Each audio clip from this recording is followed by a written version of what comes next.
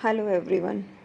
Today we are going to do the chapter carbon compounds, which is a basics of organic chemistry for SSC and ICSE both. See, for starting with the carbon compounds, let us start with the compounds first. Compounds. What do you mean by compounds? The substance in which two or more elements combine together in a fixed proportion by weights are called as compound. The word fixed proportion is very important. Means, for example, water is the best example. In the water there are two hydrogen and one oxygen, right? And carbon dioxide. Any example you can take, right? Now we are moving to the hydrocarbons. Organic chemistry is just based on hydrocarbons. Hydrocarbons, as the name says, the compounds which are made up of hydrogen and carbon are called as hydrocarbons. See, before it was said that a whole organic chemistry is just all the organic substances which we are getting from the living organisms. But now we say that any compound which has a carbon as a constituent is a part of organic chemistry, right? All the substances which we see around us, like chair, wheat flour, anything, whatever you see around yourself, you have studied in the lower standard that it is all made up of matter. Now we are saying everything contains carbon as a constituent, right? Hydrocarbons. The hydrocarbons means, I told you, hydrogen and carbon compounds. Now we, for the further understanding or for our better understandings, we have just classified these into two categories. First is saturated and second is unsaturated, right? The saturated hydrocarbons means alkanes and unsaturated hydrocarbons means alkenes and alkynes, right? Now today only we will be studying about alkanes only, the general formula for alkanes, what are the molecular formula and what is structural formula, and why only alkanes are called as the saturated hydrocarbons. This is our topics today. See, alkanes general formula is CnH2n plus 2, right? Alkenes, it is general formula is CnH2n, and alkynes is the general formula is CnH2n minus 2.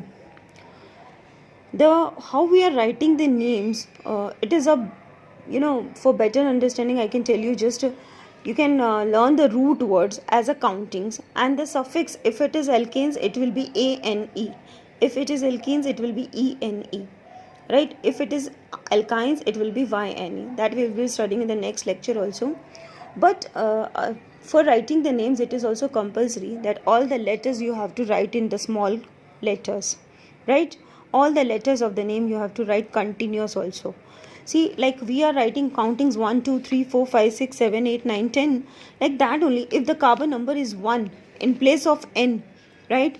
So the root word will be meth and the suffix will be ane and the name will be methane, right? And if the carbon number is 2, so root letter will be it and the suffix will be ane, that is ethane. If it is 3, it is ane, propane. If it is 4, it is bute, ane, butane. If it is 5, it is pent, ane, pentane. If it is 6, it is hex for the root word and ane, hexane. If it is 7, it is hept, ane, heptane. If it is 8, it is octane, octane. If it is 9, it is ane, nonane. If it is 10, then it is decane, decane. This was a general formula. Like in the maths we are writing the in place of n it is 1. Like now how we are writing the molecular formula and structural formula. There are two types of formulas. The molecular formulas means in which they are telling just how many numbers of that carbon and how many numbers of hydrogen only. That is called the molecular formula. The formula which tells you about the number of carbons and hydrogen present in that, right? The structural formulas tells you how the carbon and hydrogen are just attached with each other. That is called as structural formula. See, if the carbon number is 1, that is n place is 1, so we are writing C1H2 into 1 plus 2, that is CH4, right? If it is structural formula, like carbon is surrounded with all 4 hydrogen atoms, N is equals to 2, that is C2H2 into 2 plus 2, that is C2H6. If it is 3, it is C3H8. These are just examples of all. You can write down many more. The number of the carbons is just only you have to change, and you can write down the many more structural formulas for those alkanes. Now the question comes, why alkanes are only saturated hydrocarbons, right? The alkanes are saturated hydrocarbons. See, saturation means everybody wants the stable configuration. We know that carbon has electronic configuration as 2 and 4. That means the 4 is the valence electrons. For completing its octet and to attain the nearby noble gas configuration, to make itself stable, carbon needs 4 more electrons, but it's not possible.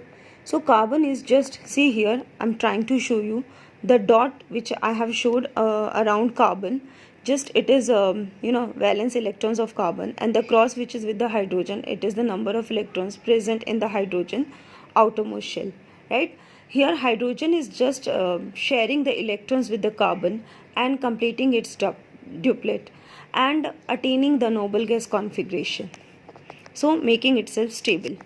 Now here the carbon is just taking 4 electrons from 4 hydrogen and completing its octet and attaining nearby noble gas configuration, so that it will also be stable. So here by sharing both, the sharing of electrons is possible in between carbon and hydrogen. So here we can see that the carbon attains stable configuration by sharing 4 electrons with hydrogen, and hydrogen completes its doublet. So here with the sharing of electrons, both are acquiring the noble gas configuration and making this compound stable. So that's why alkanes are called as saturated hydrocarbons, because they are just settle themselves. They are stable. They don't want to interrupt with each other. So here I'm just saying we are doing till here. Anybody you didn't understand, we will be doing alkenes and alkynes in the next lecture.